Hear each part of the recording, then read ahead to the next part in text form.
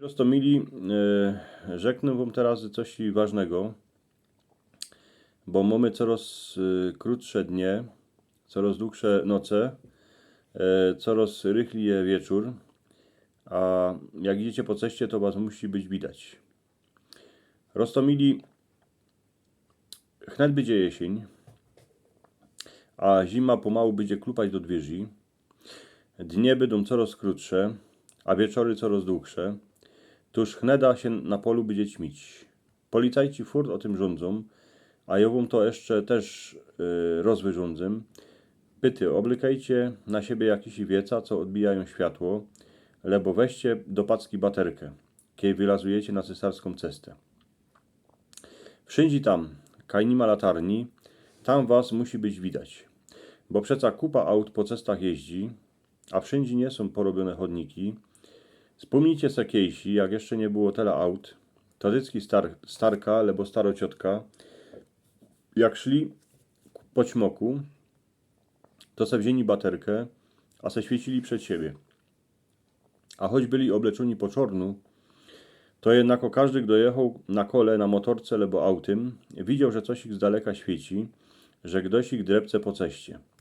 Dzisiaj tela aut, a tela wszystkiego na cestach, że jak kto idzie pieszki, krajuszkiem ku chałupie, to nie śmi być obleczony po czornu, a bez tych posków, co odbijają światło, lebo bez baterki.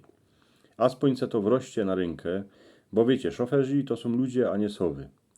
Tuż kiedy z daleka uwidzą, że się coś ich z daleka błyszczy, to będą wiedzieć, że tam hanej coś ich je. Hańdowni było tak, że dycki, choć się drepsiło po ćmoku, kańsik miedzą, to się brało aspoň jakąś petryolkę, lebo baterkę, bo przeca wiele razy było tak, że szał ożralec z gospody, a mógł na stareczkę wpolić, a ją posturkać.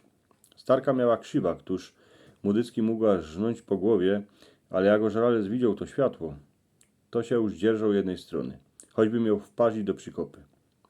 Wszędzie, a i na szutrowej ceście, jak już było ćma, to lepszy było mieć przy sobie jakieś światło.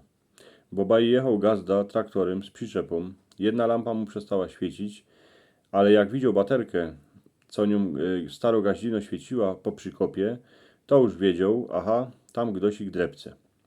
Ludzie byli nauczeni, że lepszy se świecić pod klepeta, a to światło widzieli ci, co jechali.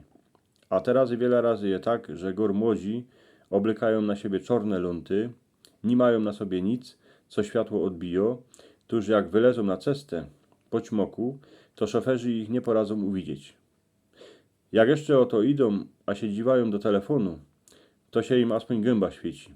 Choć to też nie ma dobre, bo zaś se nie dawają pozór, co je przed nimi, a mogą, jak ten ożralec, wpaść do przykopy.